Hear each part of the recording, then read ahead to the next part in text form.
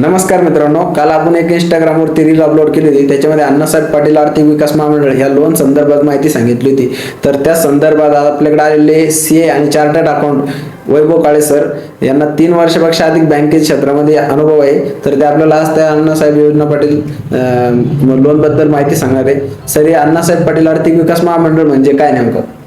अण्णासाहेब पाटील आर्थिक मागास विकास मंडळ या अंतर्गत महाराष्ट्र समाजातले जे तरुण आहेत किंवा महिला आहेत यांना सक्षम करण्यासाठी, स्वतःचा रोजगार स्वतः क्रिएट करण्यासाठी महाराष्ट्र गव्हर्नमेंटद्वारे एक प्रोत्साहन दिले गेलेलं आहे. या अंतर्गत तुम्हाला 10 लाखापर्यंत विना कोलेटरलचं आणि इंटरेस्ट सबवेन्शन स्कीमच्या अंतर्गत तुम्हाला लोन दिलं जातं आणि या लोनद्वारे तुम्ही तुमचा बिझनेस उभा करू शकता आणि स्वतःचा रोजगार स्वतः क्रिएट करू शकता. म्हणून या योजनेची मेन उद्दिष्ट हे आहे. आणि याचे मुख्य वैशिष्ट्य काय आहे योजनेचे? या योजने अंतर्गत आपल्याला आहे ना मराठा समाजातले जे तरुण आहेत त्यांना मेनली बिझनेस क्षेत्रामध्ये उतरवायचं आहे. हे आपलं या योजनेद्वारे एक मेन उद्दिष्ट आहे. याच्यासाठी पात्रता काय काय असतात? जर तुम्हाला अण्णासाहेब पाटील विकास महामंडळ अंतर्गत जर तुम्हाला लोनसाठी एलिजिबल व्हायचं असेल तर तुम्हाला यासाठी काही गोष्टी महत्वाच्या आहे. जसे की तुमच्याकडे तुमचं टीसी असणं आवश्यक आहे, ज्यावर तुम्ही मराठा आहे हे तुमच्या लक्षात येईल. त्यानंतर 18 वर्ष तुमचे कंप्लीट झालेले हवे आणि तुमच्याकडे एक प्रॉपर बिझनेस प्लॅन असणं आवश्यक आहे, जो तुम्ही प्रोजेक्ट रिपोर्टद्वारे बँकेकडे आणि अण्णासाहेब पाटीलचं जे पोर्टल आहे त्या पोर्टलवर ऍप्लिकेशन तुम्हाला सबमिट करावं लागेल.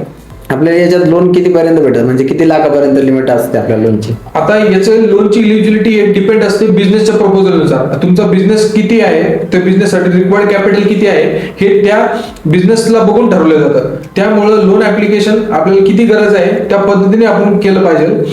आणि जनरली 10 लाखापर्यंत तुम्हाला हे लोन मिळतं. त्याच्यामध्ये तुम्हाला कुठल्याही प्रकारची कोलेटरल द्यायची गरज पडत नाही. ते तुम्हाला गव्हर्नमेंटच्या गॅरंटी बेसिसवर दिलं जातं. आणि याच्यावर तुम्हाला जे EMI भरायचा आहे त्यामध्ये तुम्हाला प्रिन्सिपल आणि इंटरेस्ट गव्हर्नमेंटला प्रत्येक महिन्याला रिपे करावा लागतो. आणि जो इंटरेस्ट तुम्हाला यावर लागणार आहे त्याचं स्टेटमेंट घेऊन तुम्हाला गव्हर्नमेंटला अण्णासाहेब पोर्टल विकास महामंडळ यावर अपलोड करावं लागतं. आणि जो काही इंटरेस्ट तुम्हाला लागला आहे त्याचं तुम्हाला परतावा गव्हर्नमेंटकडून मिळून जातो. त्याच्यामध्ये आपण जर पार्टनरशिप मध्ये जर व्यवसाय करत असतो तर त्याच्यामध्ये काही ऍडिशनल लोन जास्त भेटतं किंवा काही असं काही आहे की त्याच्यामध्ये? जर तुम्ही पार्टनरशिप मध्ये जरी बिझनेस करत असाल तरी सुद्धा तुम्हाला या लोनचा लाभ होऊ शकतो. पण त्यासाठी तुम्ही सर्व मराठा तरुण असणं आवश्यक आहे आणि तुमच्याकडे प्रॉपर बिझनेस प्लॅन असणं आवश्यक आहे. आणि तुम्हाला तुमचा लेटर ऑफ इंटेंट हे अण्णासाहेब पोर्टलच्या वरून मान्य करून घेणं गरजेचं आहे. जर एखाद्याचा व्यवसाय रेग्युलर चालू आहे आणि त्याला काही बिझनेस मोठा करायचा आहे, त्यासाठी जर त्याला लोन लागत असलं तर ते पण लोन घेता येतं का आपल्याला?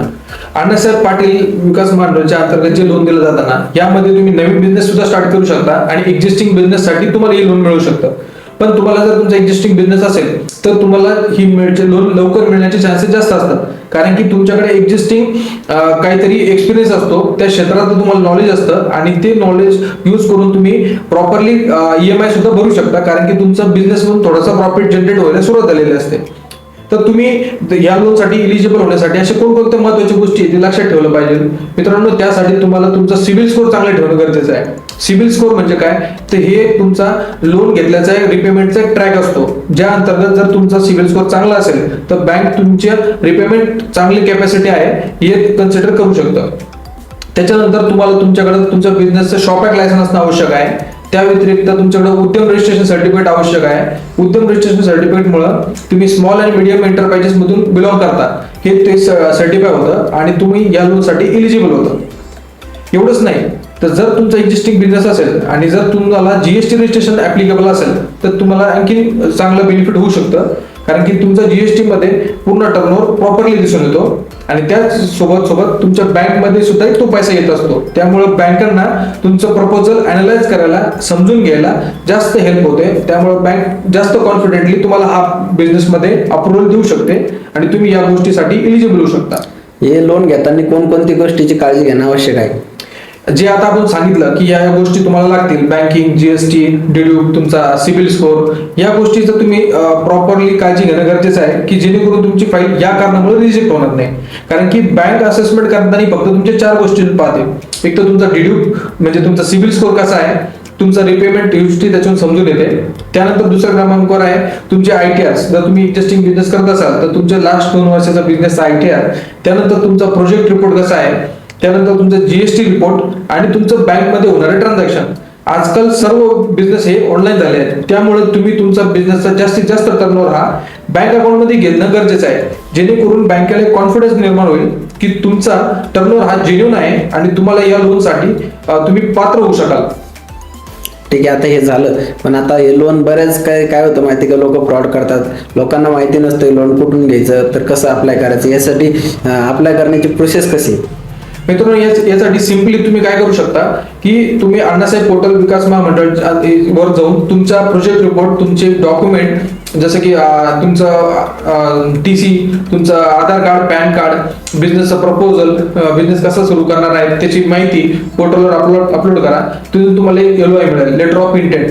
ते लेटर ऑफ इंटेंट एकदा जर तुम्हाला पोर्टलवरून मिळालं तर ते लेटर ऑफ इंटेंट घेऊन तुम्ही जवळच्या स्टेट आणि गव्हर्नमेंट बँकेकडे जाऊ शकता, जसं की bank of Maharashtra, central bank of India, Indian bank, SBI अशा बँकमध्ये हे लोन लवकर प्रोसेस होण्याचे चान्सेस जास्त असतात, कारण की गव्हर्नमेंट यांना या लोनसाठी प्रोत्साहन देत असतं. त्यामुळे तुम्ही या बँकेकडे ते लेटर ऑफ इंटेंट घेऊन जाऊ शकता आणि तुमचं लोन सँक्शन होण्याची या ठिकाणी चान्सेस जास्त असतात.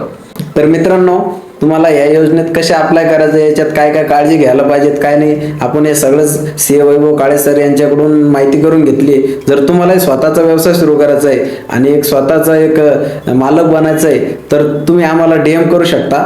आम्ही तुम्हाला आमच्या दिलेल्या नंबरवरती संपर्क करा. तुम्हाला या संदर्भात लागणारे प्रत्येक डॉक्युमेंट आम्ही काढून देऊ शकतो. आम्ही लोन देण्याची हमी घेत नाहीये, असं कोणतंच की कोणाकडूनही तुम्ही लोन काढायची हमी घेऊ नका. कोणतंही गव्हर्नमेंटचं लोन हे तुम्ही स्वतःही करू शकता, पण त्यासाठी लागणारे डॉक्युमेंट तुम्हाला CA कडूनच काढावं लागेल. त्यासाठी तुमचं प्रोजेक्ट पहिला झालं, ITR झालं, शॉप ॲक्ट झालं, तर हे डॉक्युमेंट काढण्यासाठी आम्ही तुम्हाला हेल्प करू शकतो. असे तुम्हाला कोणती हेल्प लागली तर आम्हाला संपर्क करा. धन्यवाद.